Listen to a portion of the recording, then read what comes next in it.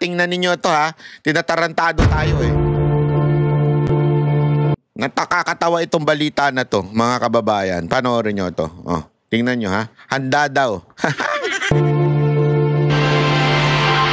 Handang humarap sa investigasyon ng Independent Commission for Infrastructure o ICI si Pangulong Bongbong Marcos ayon sa palasyo. Joke time! Joke time! Binuo mo yung ICI, pinondohan mo yung ICI, tapos sasabihin mo, imbestigahan nyo ako. Tangina, ghost. Joke time! Gago! Budol! Hayop! Yan ay kung may ebidensyang mag-uugnay sa kanya sa issue ng budget insertion. At nakatutok si Joseph Morong.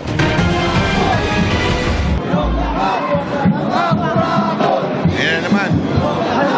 Ikulong lahat, mga kurakot, kasama kami. Pati yung dalawang congressman dyan, isama nyo ikulong. Akala nyo naman, napakalinis nyo. Nasaan ang malalaking isda? Yan ang tanong ng mga nagrally laban sa mga maanumalyang flood control projects. At ngayon, Kinaboy nyo nandun sa South China Sea. yung inakusahan na rin si Pangulong Bongbong Marcos ni dating ako Bicol Party List Representative Saldi Co ng pag-uutos ng insertion. Sinabi ng Malacanang na handang humarap ang Pangulo sa Independent Commission for Infrastructure o ICI kung may ebidensya. Mga Is the kulangot! President willing to appear before the ICI if there will be evidence that will link him to those issues? Ang ICI po ay isang independent commission. Wow. Kung ano po ang maibibigay sa kanilang maliwanag na ebidensya, wala naman pong pagtututol ang Pangulo dyan. Hiningan pa namin ng pahayagang ICI sa pangatlong meeting ng Technical Working Group ng Komisyon para pag-usapan kung paano mababawi ang mga ari-arian ng mga sangkot sa anomalya. Binigyan diin ni Commissioner at dating Public Works Secretary Rogelio Singson ang pagpapanagot sa mga sangkot. The demand is still very strong for people who are involved to like to see them in jail. At habang pinoproseso ang pagpapakulong sa mga sangkot, hinahabol na ng pamahalaan ng assets o ari-arian ng mga sangkot sa anomalya. Sa Biyernes, isusubasta ulit ang 4 na luxury vehicle ng mag-asawang Pacifico at Sara Diskaya na hindi nabenta nung nakaraang auction. Ibinaba na ang presyo ng mga ito. Ang Rolls-Royce mas mababa na ng halos 10 milyong piso ang presyo.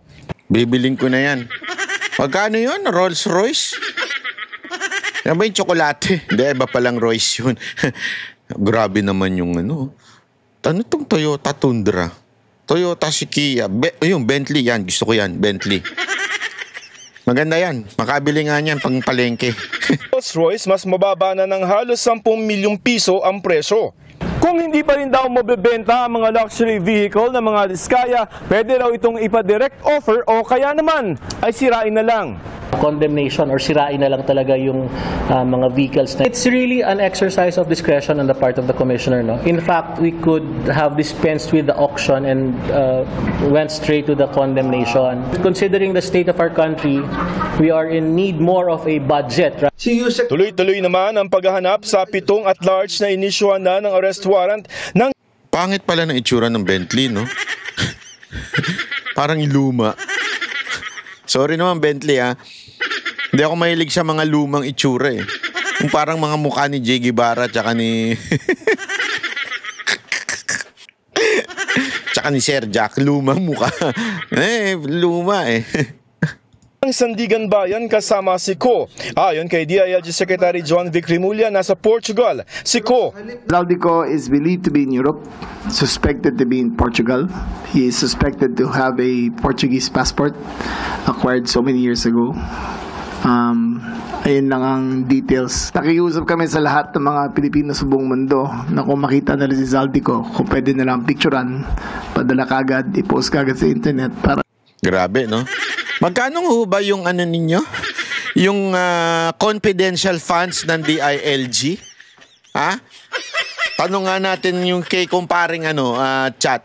How much is the confidential funds of DILG this year?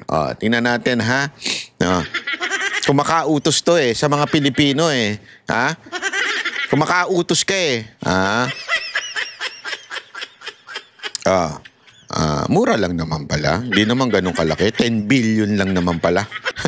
10 billion lang ang confidential funds ang inilagay ng DILG. Okay lang yun. Mura lang yan. 10 billion, magkano lang yun? Ninanakaw nga ngayon, 50 billion, 100 billion. Ano ba naman yung 10 billion? Di ba? Okay na yan. Tuloy nyo. Yung mga Pilipino na lang ang bahala. Huwag na kayong gumalaw para hindi masayang yung 10 billion nyo. May idea tayo kung nasaan siya. Ang isa naman taga DPWH nasa Israel. Ayon naman sa PNP-CIDG, may mga taga SunWest Corporation na kinasuhan sa Sandigan Bayan ang nagpahayag na gusto ng sumuko. May back channel po na sa amin. And siyempre wala po silang personal na abogado and apparently ano ba naman yan? Yung audio di ayusin! Parang napabayaan. So they're takot also. We're trying to... Simula Martes, masasaksihan na ng publiko ang hearing dahil live-stream na ito sa social media page ng ICI. Handa raw ang mga kongresista na magpa-livestream at hindi hihingi ng executive session sa ICI. Matatandang sumulat si House Majority Leader at Presidential Son Congressman Sandro Marcos na handa siyang tumestigo sa ICI. Para sa GMA Integrated News, Joseph Morong. Ayan, so mga kababayan,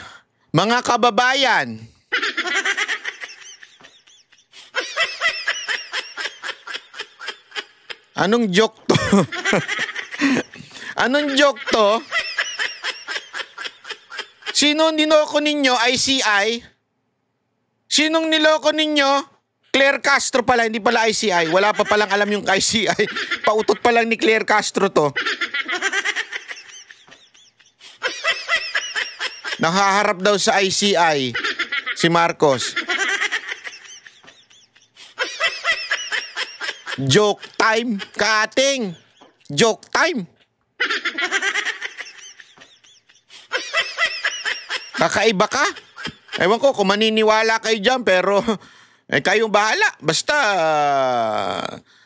bahala kayo sa buhay niyo. So anyway, eto na. Bahala na.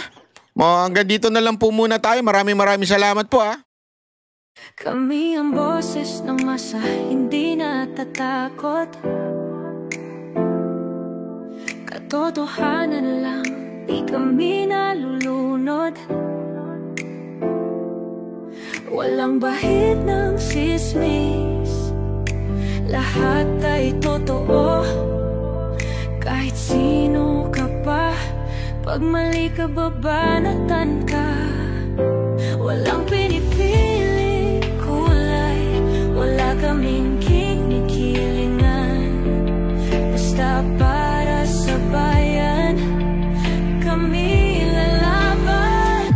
Pag tama palakpakan, pag mali banatan. Di matitinag, di matatakot, para sa bayan tuloy ang sigaw. Sa harap ng kamera, walang halong takot.